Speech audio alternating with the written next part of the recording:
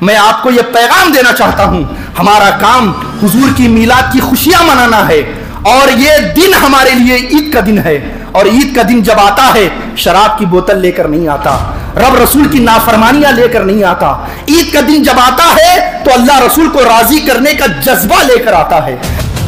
ہوں گے اس خواہش میں 70,000 نبیوں نے اپنا گھر چھوڑا، وطن چھوڑا، مکہ میں آ کر آباد ہو گئے تاکہ ہم یہی رہیں، اور ہماری موت اور وفات بھی یہی ہو، اور ہمیں یہی دفنایا جائے۔ اور جب ہمیں یہی دفنایا جائے اور حضور دنیا میں تشریف لائیں، ہو سکتا ہے کبھی حضور چلتے چلتے حضور کے قدم ہماری قبر سے لگ جائیں، اس امید میں 70,000 نبیوں نے اپنا گھر چھوڑا۔ سب کچھ خدا سے مانگ لیا تجھ کو مانگ کر، سب کچھ خدا سے مانگ لیا تجھ کو مانگ کر، اٹھتے نہیں ہے ہاتھ اب اس دعا کے بعد۔ حضرات محترم، اللہ رب العزت کا بے پناہ احسان اور فضل عظیم ہے کہ اس نے ہمیں آپ سب کو جمعہ جیسے عظیم دن سے نوازا، اور اس کی قدر و منزلت سمجھتے ہوئے یہاں حاضر ہو کر کچھ دیر ذکر کرنے کی توفیق عطا فرمائی۔ اللہ رب العزت کی بارگاہ میں دعا کرتا ہوں کہ مولا کریم اس مبارک دن کے تمام تر فیوز و برکات سے ہمیں آپ سب کو اور پورے عالم اسلام کو مالا مال فرمائے، آمین آمین یا رب العالمین بجاہ سید المرسلین۔ بڑا ہی مبارک بابرکت فیوز و برکات کا حامل مہینہ ہم اور آپ کے درمیان سایہ فگن ہے۔ یہ وہ مبارک مہینہ ہے کہ جس کی 12 تاریخ کو کائنات کی سب سے عظیم روشنی ہدایت کا نور بن کر کے اس دنیا میں جلوگر ہوئی۔ وہ ہدایت کا نور اتنا پاورفل نور تھا، اتنا عظیم نور تھا کہ اس ہدایت کے نور کے آگے جو بھی آ گیا، اور اس ہدایت کے نور کے ساتھ جس شخص نے بھی اپنے آپ کو منسلک کر لیا، اپنے آپ کو جوڑ لیا، اپنے آپ کا رشتہ اس کے ساتھ بنا لیا، وہ گمراہ تھا، اللہ سے دور تھا، سیدھے راستے کی اس کو خبر نہ تھی، لیکن اس ہدایت کے نور نے اسے ایسے ہدایت پر ڈال دیا کہ اس کے اندر سے ساری گمراہیت ختم ہو گئی، اور وہ خود پورے عالم کو ہدایت دینے والا بن گیا۔ کسی شاعر نے کیا خوب کہا ہے کہ جو نہ تھے خود راہ پر اوروں کے ہادی بن گئے، جو نہ تھے خود راہ پر اوروں کے ہادی بن گئے، کیا نظر تھی جس نے مردوں کو مسیحا کر دیا، کیا نظر تھی جس نے مردوں کو مسیحا کر دیا۔ اس مبارک مہینے کا تعلق اس عظیم ہستی کے ساتھ ہے۔ آقا نعمت صلی اللہ علیہ وسلم کی بارگاہ میں خراج عقیدت کے طور پہ نعت پاک کے چند اشعار پیش کرتا ہوں۔ عرض کیا ہے، جب تصور میں بسالی آنکھیں ساری دنیا سے ہٹا لی آنکھیں، جب تصور میں بسالی آنکھیں ساری دنیا سے ہٹا لی آنکھیں، عرش پر ان کی سواری آئی حور و غلمان نے بچھا دی آنکھیں، اور قدسیوں نے پے دیدار نبی دیکھنے کے لیے، قدسیوں نے پے دیدار نبی آب کوثر سے کھنگالی آنکھیں، قدسیوں نے پے دیدار نبی آب کوثر سے کھنگالی آنکھیں، اور خاک طیبہ ہے خبردار قمر، سورج کو دھمکی دے رہا ہے شاعر، خاک طیبہ ہے، کوئی معمولی خاک نہیں ہے، خاک طیبہ ہے خبردار قمر، اس کی آنکھوں میں جو ڈالی آنکھیں، خاک طیبہ ہے خبردار قمر، اس کی آنکھوں میں جو ڈالی آنکھیں، اور بحر رحمت میں تلاطم آیا، اللہ کی رحمت میں بحر رحمت میں تلاطم آیا، جب ذرا آپ نے بھگالی آنکھیں، جب تصور میں بسالی آنکھیں ساری دنیا سے ہٹا لی آنکھیں۔ ایک بار اور عقیدت و محبت کے ساتھ درود پاک کا نذرانہ پیش کر لیں۔ اللہم صلی علی سیدنا کریمنا نبینا مولانا محمد وعلی آل محمد بعدد کل حسنہ وجمالہ وبارک وسلم، صلاۃ و سلام علیک وعلی آلک وصحبک یا رسول اللہ صلی اللہ تعالی علیہ وسلم۔ تو آپ حضرات نے سمجھا کہ کس عظیم ہستی کی آمد کا تعلق اس مبارک مہینے سے ہے۔ دیکھیے، تعلق، واسطہ اور سمبندھ ایک ایسی چیز ہے کہ اگر حقیر کی ذلیل کی اعلیٰ سے ہو جائے تو حقیر اور ذلیل کو بھی اعلیٰ بنا دیتی ہے۔ سمبندھ، رشتہ ایسی چیز ہے کہ اگر کمزور کی مضبوط سے ہو جائے تو کمزور کو بھی مضبوط بنا دیتی ہے۔ مثال سے بات آپ سمجھیں، اینٹ جس سے ہم گھر بناتے ہیں، एक ही मिट्टी से उसको बनाया जाता है, एक ही सांचे में ढाला जाता है, एक ही भट्टी में पकाया जाता है, खरीदने वाला भी एक होता है, कीमत भी एक होती है, मगर जब वो ईंट अपनी अपनी जगह लग जाती है तो किसी पे सर झुकाया जाता है और किसी पर गंदगी डाली जाती है। आखिर वजह क्या है? ईंट एक है, कीमत एक है, खरीदने वाला एक है, उसकी मिट्टी एक है, भट्टी भी एक है, सांचा भी एक है। इतना बड़ा फर्क कैसे हो गया कि किसी पे सर झुकाया जा रहा है और किसी पे गंदगी डाली जा रही है? तो वजह, सबब, इसका रीजन सिर्फ एक है कि जिस पर सर झुकाया जा रहा है उस ईंट का ताल्लुक अल्लाह के घर मस्जिद के साथ है, और जिस पर गंदगी डाली जा रही है उस ईंट का ताल्लुक टॉयलेट और बाथरूम के साथ है। तो देखा आपने किस तरह निस्बत ने कमजोर को भी अजीम बना दिया, हकीर को भी आला बना दिया। एक और मिसाल से आप बात समझे, जूता और चप्पल कितनी हकीर चीज है कि किसी को मारना तो छोड़िए, सिर्फ पैर से निकाल के दिखा दीजिए तो उसकी तौहीन हो जाती है ना? इतनी कमजोर चीज है, इतनी हकीर चीज है। क्यों? इसलिए कि उस जूते का ताल्लुक, उस चप्पल का ताल्लुक हमारे और आपके साथ है। लेकिन अल्लाह की इज्जत की कसम, यही चप्पल, यही जूता किसी नबी के कदम से लग जाता है तो इसकी अजमत इतनी बुलंद हो जाती है कि खुद अल्लाह के मलाइका इसे सर पे उठा के चलते हैं। और कुरान कहता है तहमिलुहुल मलाइका, अल्लाह के मलाइका उसे सर पे उठा के चलते हैं। कुरान मजीद में ताबूत सकीना का जिक्र है कि जिस ताबूत को फरिश्ते उठाकर चलते थे और उस फरिश्ते में नबियों के तबर्रुकात थे और उसी ताबूत में एक नबी के नालैने मुबारक भी थे। इसीलिए आला हजरत फरमाते हैं जो सर पे रखने को मिल जाए नाले पाके हुजूर तो कहेंगे हाँ ताजदार हम भी हैं। तो देखा आपने किस तरह एक जलील चीज की निस्बत अजीम से हो गई तो वो जलील चीज भी अजीम बनती हुई नजर आती है। एक और मिसाल से आप समझें, कपड़ा एक होता है, एक ही फैक्ट्री से बनता है, थान भी एक होती है, कीमत भी एक लगती है, दुकान भी एक होता है। लेकिन जब वो कपड़ा खरीद के आ जाता है तो एक कपड़े को अगर हाथ लग जाए तो जाकर पहले हाथ धोते हैं, और एक कपड़ा वो होता है जिसको छूने से पहले हाथ धोकर छूते हैं। आखिर वजह क्या है? वजह यह है कि जो कपड़ा हाथ से लग जाए तो हाथ धोना पड़ता है, उस कपड़े की निस्बत पोछा लगाने वाले कपड़े के साथ होती है, और जिस कपड़े को छूने से पहले हाथ धोकर छूते हैं उस कपड़े की निस्बत कुरान मजीद के गिलाफ के साथ होती है। उसको छू ले तो हाथ धोना पड़ता है और इसको छूने के लिए हाथ धोकर छूना पड़ता है। तो आपने देखा किस तरह निस्बत कितनी बड़ी चीज है, निस्बत का कितना बड़ा मकाम है कि निस्बत जलील को भी आला बना देती है। तो मैं अर्ज यह कर रहा था, सालों में, महीनों में, हफ्तों में, दिनों में, लम्हों में अपनी कोई हैसियत नहीं है, सबको अल्लाह ने बनाया है। उसके अंदर जाती तौर पर कोई खुसूसियत, कोई कमाल और कोई खूबी, कोई बरकत नहीं है। लेकिन जब यही वक्त, यही साल, यही लम्हे, यही महीने, यही दिन किसी अल्लाह के बरगुज़ीदा बंदों के साथ मंसूब हो जाते हैं तो फिर उनकी बरकतें बदल जाती हैं, उनकी अजमतें और रिफतें बदल जाती हैं। अगर यकीन ना आए तो आकाए नेमत सल्लल्लाहु अलैहि वसल्लम की जबान से सुनिए। दिन सब बराबर हैं लेकिन आका इरशाद फरमाते हैं इन्ना हाज़ा यौमु ईदिन जालहुल्लाहु लिल मुस्लिमीन फमन जा इलल जुमअति फलियगतसिल वमन काना तीबुन फयमस्स मिन्हु व अलैकुम बिस्सिवाक। हुजूर इरशाद फरमाते हैं कि जुमा सारे हफ्तों में से जुमा तुम्हारे लिए ईद का दिन है, और इस दिन को अल्लाह रब्बुल इज्जत ने मुसलमानों के लिए ईद का दिन बनाया है। अल्लाह ने जुमा को ईद का दिन बनाया है। अब इस जुमा के दिन का प्रोटोकॉल क्या है? हुजूर इरशाद फरमाते हैं फमन जा इलल जुमअते फलियगतसिल, जो भी जुमा को आने का इरादा करे उसे चाहिए कि वो नहा धो ले, साफ सुथरे कपड़े पहन ले। वो इन कानतीबुन, अगर किसी के पास खुशबू हो तो खुशबू भी जरूर लगाए। वो अलैकुम बिस्सिवाक, और मिसवाक भी जरूर करे। ये जुमा का प्रोटोकॉल है। अब मैं आपसे पूछना चाहता हूं, जुमा का दिन हफ्तों के सारे दिनों की तरह होता है? क्या वो बड़ा या छोटा होता है? उस दिन सूरज किसी और सिमत से निकलता है? क्या उसके घंटे 24 की बजाय 25-26 होते हैं? आखिर उसे इतनी अजमत क्यों मिली? उसे इतना बड़ा क्यों बनाया गया? कि हुजूर फरमा रहे हैं कि जुमा का दिन मुसलमानों के लिए ईद का दिन है। उसे ईद का दिन बनाने का सबब क्या है, रीजन क्या है?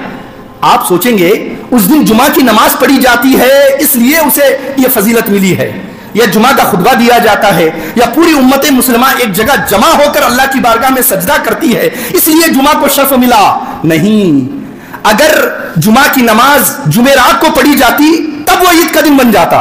اگر اللہ سنیچر کے دن خطبہ دینے کا حکم دیتا تو جمعہ امت مسلمہ سنیچر کو جمع ہو جاتی.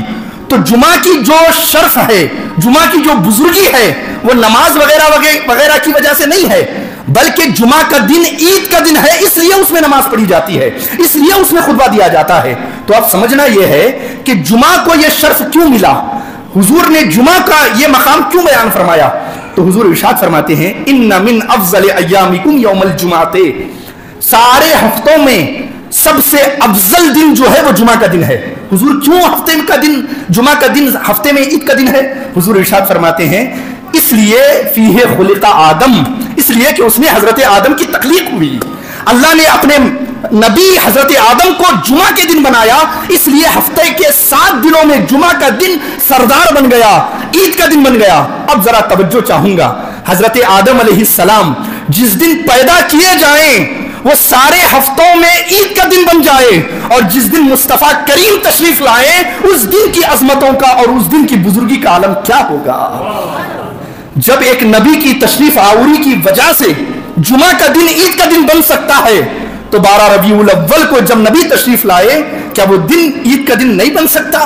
اب کسی کے ذہن میں سوال پیدا ہو سکتا ہے کہ ٹھیک ہے 12 ربیع الاول کو حضور پیدا ہوئے, صبح صادق کے وقت 1400 سال پیدا ہوئے, مانا کہ حضور پیدا ہوئے, حضور کے ساتھ بڑی برکتیں نازل ہوئی, اللہ کی رحمتیں نازل ہوئی, لیکن حضور ہر سال تو نہیں آتے, ایک بار آئے ہو گئی بات ختم, اس دن خوشیاں منائی گئی, اللہ کی رحمتیں بانٹی گئی, اللہ نے اپنی برکتیں تقسیم کی, بات ختم ہو گئی. ہر سال تو حضور نہیں آتے. جو یہ سوچتے ہیں کہ ہر سال حضور نہیں آتے ان کو ذرا قرآن مجید میں غور کرنا چاہیے. 1400 سال پہلے ایک رات کے دامن میں قرآن مجید نازل ہوا تھا. 1400 سال گزر گئے ہیں, آج بھی جب وہ رات آتی ہے جسے شب قدر کہتے ہیں, ہر مکتب فکر سے تعلق رکھنے والا چاہے جس فرقے سے تعلق رکھتا ہے وہ اس دن کی خوشیاں مناتا ہے اور اس یقین کے ساتھ مناتا ہے کہ آج رات بھی اسی طرح ملائکہ اترتے ہیں, آج بھی اللہ کی برکتیں اسی طرح بڑھتی ہیں جس طرح 1400 سال پہلے قرآن کے نازل ہونے کے دن بٹی تھی. تو دوستو یہ ہماری قسمت ہے کہ ہم قرآن کے نازل ہونے کی رات کی بھی خوشی مناتے ہیں اور صاحب قرآن کے آمد کے دن کی بھی خوشی مناتے ہیں. جس طرح قرآن ہر رات نازل نہیں ہوتا, ہر سال نازل نہیں ہوتا, لیکن برکتوں کو عادت پڑ گئی ہے, جب بھی لیلۃ القدر آتی ہے اللہ کی برکتیں اترتی ہیں. بالکل اسی طریقے سے کہ جب بھی 12 ربیع الاول کا دن صبح صادق کا سورج طلوع ہوتا ہے آقا نعمت صلی اللہ علیہ وسلم کے صدقے و طفیل وہ برکتیں اسی طرح نازل ہوتی ہیں. جب 1400 سال گزر جانے کے باوجود قرآن کی برکتیں نازل ہو سکتی ہیں تو صاحب قرآن کی بھی برکتیں نازل ہو سکتی ہیں. تو یہ اس دن کی عظمتیں ہیں. تو خطبہ مسنونہ کے بعد کتاب شفا قرآن مجید سے جن مبارک کلمات کی تلاوت کرنے کا شرف حاصل کیا ہے ان آیت کا ترجمہ سنانے سے پہلے اس آیت کا پس منظر جان لیں, اس کا وہ آیتیں کس تناظر میں نازل ہوئی وہ سمجھ لیں. جب حضرت ابراہیم علیہ السلام نے خانہ کعبہ کی تعمیر کو حضرت اسماعیل علیہ السلام کے ساتھ میں مکمل کر لیا, جب خانہ کعبہ کو حضرت ابراہیم نے بنا دیا تو بنانے کے بعد اللہ کی بارگاہ میں ہاتھ اٹھا کر دعا کی اور عرض کیا مولا میں نے تیرے گھر کی تعمیر کو مکمل کر دیا ہے, اب تو اس کی مزدور اسے اپنی بارگاہ میں تو قبول فرما. اس کے بعد حضرت ابراہیم علیہ السلام اللہ کی بارگاہ میں عرض کرتے ہیں ربنا وجعلنا مسلمین لک ومن ذریتنا امۃ مسلمۃ لک, اے پروردگار اگر تو مجھے اپنے گھر کی تعمیر کی مزدوری دینا چاہتا ہے تو جو مجھے مزدوری عطا فرما, نوکری کا صلہ عطا فرما, یہ صلہ عطا فرما کہ مجھے ہمیشہ تیری بارگاہ میں جھکا رہنے کی توفیق عطا فرما. پھر فرمایا وَمِن ذُرِّيَّتِنَا أُمَّةً مُسْلِمَةً لَكَ, اور میری اولاد کو بھی تیری فرما برداری کرنے والا بنا. حضرت ابراہیم علیہ السلام یہ جو اجرت مانگ رہے ہیں, یہ جو پگار مانگ رہے ہیں, کس کے بدلے میں مانگ رہے ہیں؟ خانہ کعبہ کی تعمیر کے بدلے میں مانگ رہے ہیں. اور کیا مانگ رہے ہیں؟ مانگ رہے ہیں کہ مولا مجھے ہمیشہ تیری نوکری کرنے کی توفیق عطا فرما. میں توجہ چاہوں گا, اگر کوئی مزدور اپنے مالک کے سامنے کھڑا ہو, مالک کہے مزدور سے کہ مزدور تُو نے بڑا اچھا کام کیا ہے، چل تو مزدوری مانگ، میں تجھے مزدوری دینے لگا ہوں. اور مزدور اٹھ کر کہے کہ مالک کچھ نہیں چاہیے، جس طرح تو نے مجھے کام کرنے کا موقع دیا ہے اسی طرح بار بار کام کرنے کا موقع دے دے، تو وہ مالک کس قدر خوش ہوگا آپ اندازہ کر لیں. وہ سونا چاندی نہیں مانگ رہا، وہ بڑا بڑا منصب اور عہدہ نہیں مانگ رہا، بلکہ کیا مانگ رہا ہے کہ مالک جس طرح تو نے آج کام کرنے کا موقع دیا ہے ہمیشہ اسی طرح تیری فرما برداری کرنے کا موقع عطا فرما. سب کچھ خدا سے مانگ لیا تجھ کو مانگ کر، سب کچھ خدا سے مانگ لیا تجھ کو مانگ کر، اٹھتے نہیں ہے ہاتھ اب اس دعا کے بعد. تو ذرا سوچئے، پگار مانگ رہے ہیں اور پگار میں کیا مانگ رہے ہیں کہ تیری نوکری کرنے کی توفیق عطا فرما. پھر فرمایا وَمِن ذُرِّيَّتِنَا أُمَّةً مُسْلِمَةً لَكَ، اور میری ذریت کو بھی، میری اولاد کو بھی تیری فرما برداری کرنے والا بنا دے. اللہ نے فرمایا ٹھیک ہے ابراہیم، یہ تو تمہیں مل گیا، کچھ اور مانگ لو. یہ تو بس بندگی ہو گئی، کچھ اور مانگ لو، اس مزدوری کا صلہ، اس نوکری کا صلہ کچھ اور مانگ لو. تو فرماتے ہیں حضرت ابراہیم علیہ السلام ہاتھ جوڑ کر ربنا وابعث فیہم رسولا، مولا اگر کچھ دینا ہی چاہتا ہے تو اپنے حبیب کو میری ذریت میں پیدا کر دے، تیرے مصطفیٰ جان رحمت کو میری اولاد میں بنا دے، بس مجھے تیرے نبی کا دادا بنا دے، مجھے تیرے حبیب کا بابا بنا دے. اور یہ اس لیے بنا دے کہ جب تیرا حبیب لوگوں سے بات کرے اور میرا نام آئے تو کہے کہ میرا دادا ابراہیم اس طرح تھا، میرا بابا ابراہیم اس طرح کہتے تھے. میرا نام جب آئے تو وہ اپنے میرے نام کے ساتھ میرا بابا یا میرا دادا لگا دیا کرے، بس مجھے اپنے نبی کو میری ذریت میں پیدا فرما، میری ذریت میں پیدا فرما. تو جب حضرت ابراہیم علیہ السلام نے اللہ سے یہ دعا مانگی کہ میری ذریت میں حضرت محمد مصطفیٰ صلی اللہ علیہ وسلم کو پیدا فرما، تو آپ ایک پتھر پر کھڑے تھے. کس پہ کھڑے تھے؟ ایک پتھر پر جس کو مقام ابراہیم کہا جاتا ہے، اس پر کھڑے تھے. اور یہ وہی پتھر تھا کہ جس پر کھڑے ہو کر آپ خانہ کعبہ کی تعمیر کرتے تھے. اور یہ پتھر اتنا با کمال تھا کہ یہ لفٹ کا کام کرتا تھا. پتھر لے کر لگانے کے لیے اترنے چڑھنے کی ضرورت نہیں پڑتی تھی. جب نیچے کا کام ہوتا تو پتھر خود بخود چھوٹا ہو جاتا، آپ پتھر اٹھاتے، اینٹ اٹھاتے، پھر خود بخود جتنی ہائٹ پہ چاہیے رکھنا پتھر وہ خود بخود ہائٹ پہ چلا جاتا، لفٹ کا کام کرتا. تو جب آپ اللہ سے دعا کر رہے تھے کہ نبی آخر الزمان کو میری ذریت میں پیدا فرما، وہ پتھر پگھل گیا اور حضرت ابراہیم کے قدموں کے نشان اس پر آ گئے. اب میں آپ سے پوچھنا چاہتا ہوں، نبی کا معجزہ ہوتا ہے، ہر نبی کا معجزہ، کہ جب بھی وہ کسی پتھر پر پیر رکھتا ہے پتھر پگھل جاتا ہے، نبی کے نشان اس پر آ جاتے ہیں. حضرت ابراہیم علیہ السلام نے کیا زندگی میں صرف اسی ایک پتھر پر پیر رکھا تھا؟ ایسا تو نہیں ہو سکتا.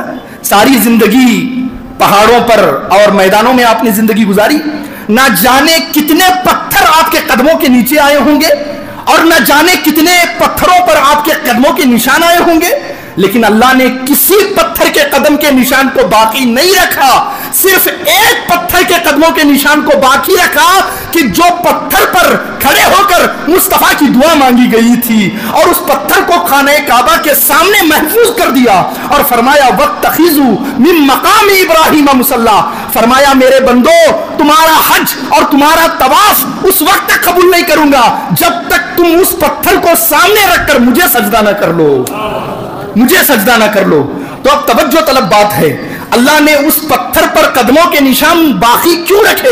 اس لیے باقی رکھے کہ جب بھی کوئی اس پتھر کو دیکھے تو مصطفیٰ جان رحمت کی اس دعا یاد آ جائے کہ ان کے دادا ابراہیم نے اللہ رب العزت کے اس حبیب کو اس خانہ کعبہ کی تعمیر کے صلے میں مانگا تھا. اسی لیے بڑے بڑے مفسرین لکھتے ہیں کہ جب حضور، توجہ سے سننا، جب حضور مکہ میں چلا کرتے تھے اور آپ کے قدموں کے نشان زمین پر مٹی پر آتے تھے تو مکہ والے دیکھ کر حیران رہ جاتے. وہ آپس میں بات کرتے، حضور کے قدموں کے نشان کو دیکھ کر کیا بات کرتے کہ ذرا اس نشان کو دیکھو، یہ نشان بالکل مقام ابراہیم پر جو نشان ہے اس کے جیسا معلوم ہوتا ہے. پتہ ہی نہیں چلتا کہ یہ نشان قدموں کا حضرت ابراہیم علیہ السلام کا ہے یا محمد مصطفیٰ صلی اللہ علیہ وسلم کا ہے. اللہ نے قدموں کے نشانوں میں بھی مشابہت लगा दी थी ताकि जो कोई मुस्तफ़ा के कदम देखे हजरत इब्राहिम अलैहिस्सलाम की दुआ याद आ जाए, और जब कोई मकाम इब्राहिम पर जो निशान है उसको देखे तो हुजूर का दुनिया में तशरीफ लाने की दुआ याद आ जाए। तो अल्लाह रब्बुल इज्जत ने इस तरह अपने महबूब के कदमों के निशान को महफूज रखा और हजरत इब्राहिम अलैहिस्सलाम की दुआ कबूल फरमाई और उनकी ज़ुर्रियत में अल्लाह रब्बुल इज्जत ने अपने हबीब को उतारा। ये उनके लिए शर्फ हुआ। हम जैसे गुलामों का कितना बड़ा शर्फ है, कितना बड़ा मकाम है कि अल्लाह रब्बुल इज्जत ने उस हसीन जात के उम्मती और उसका गुलाम बनाकर हमें दुनिया में भेज दिया। मुफस्सिरीन लिखते हैं 11 नबियों ने, जलील व कद्र 11 नबियों ने अल्लाह से दुआ की कि मौला हमें नबी ना बनाया होता, हुजूर का उम्मती बनाया होता। अंदाजा करें, हम में से किसी ने दुआ नहीं की, उसके बावजूद अल्लाह ने अपने फजल से हमें हुजूर का गुलाम बना दिया, हुजूर का उम्मती बना दिया। लेकिन इस नेमत के लिए 11 बड़े बड़े जलील व कद्र नबियों ने अल्लाह से दुआ की कि मौला हमें नबी ना बनाता, अपने हबीब का उम्मती बना देता। किताबों में आता है हजरत इब्राहिम अलैहिस्सलाम क़यामत के दिन मैदान हश्र बपा होगा, सबका हिसाब व किताब हो रहा होगा, अल्लाह अपने अर्श पर जलवा फरमा होगा और अल्लाह के दाएं बाएं जानिब रसूलों के लिए, नबियों के लिए मिंबर सजे होंगे, अंबिया उस मिंबर पर बैठे होंगे। हजरत इब्राहिम अलैहिस्सलाम खड़े हो जाएंगे और अल्लाह के सामने दस्त बस्ता अर्ज करेंगे, मौला मुझे इजाजत दे, मैं नबियों के इन मनसबों को छोड़कर और इनके मसनदों को छोड़कर हजरत मोहम्मद मुस्तफ़ा के उम्मत की सफ़ों में जाकर खड़ा हो जाऊं, इसलिए कि मैं देख रहा हूं कि तेरी आज सारी तवज्जो, सारी रहमत उम्मत मोहम्मदिया पे बरस रही है, इसलिए मुझे इजाजत दे मैं नबियों की सब को छोड़कर उम्मत मुस्तफ़ा की सब में जाकर खड़ा हो जाऊं। ये कितना बड़ा शर्फ है कि एक नबी इल्तिजा कर रहा है कि मैं नबी की मसनद को छोड़कर नबूवत की वहां जाकर खड़ा हो जाऊं। ये कितना बड़ा मकाम है। मुफस्सिरीन लिखते हैं 70,000 नबियों ने, कितने, चंद सौ ने नहीं, 70,000 नबियों ने अपना घर छोड़ा, वतन छोड़ा, मुल्क छोड़ा और मक्का में आकर आबाद हो गए। क्यों आबाद हुए? उन्हें पता था कि नबी आखिरुज़्ज़मां अल्लाह के हबीब प्यारे रसूल सल्लल्लाहु अलैहि वसल्लम इसी मक्का में जन्म लेंगे, यहीं पैदा होंगे। इस ख्वाहिश में 70,000 नबियों ने अपना घर छोड़ा, वतन छोड़ा, मक्का में आकर आबाद हो गए ताकि हम यहीं रहें और हमारी मौत और वफात भी यही हो और हमें यही दफनाया जाए। और जब हमें यही दफनाया जाए और हुजूर दुनिया में तशरीफ लाएं, हो सकता है कभी हुजूर चलते चलते हुजूर के कदम हमारी कब्र से लग जाएं। इस उम्मीद में 70,000 नबियों ने अपना घर छोड़ा, हिजरत की, मक्का में आकर आबाद हो गए ताकि हुजूर के कदम कब्र के बाहर ही सही लग जाएं। और हमारी किस्मत पे अंदाजा कीजिए कि जिस नबी के कदम की खातिर 70,000 नबियों ने हिजरत की थी, वही सरापा नबी कब्र के अंदर हमारे तशरीफ लाते हैं। तो ये कितना बड़ा मकाम है, कितना बड़ा रुतबा है। तो जिसका रुतबा बड़ा होता है उसकी जिम्मेदारियां भी बड़ी होती हैं, उसकी रिस्पॉन्सिबिलिटी भी बड़ी होती है। अल्लाह फरमा रहा है कुंतुम खैरा उम्मतिन उखरिजत लिन्नास, तुम छोटे मोटे लोग नहीं हो, तुम्हारी जिम्मेदारियां बड़ी हैं। फरमाया कुंतुम खैरा उम्मतिन, तुम सारी उम्मतों में सबसे बेहतरीन हो। क्यों? नमाजें बहुत पढ़ते हो, बहुत सच बोलते हो।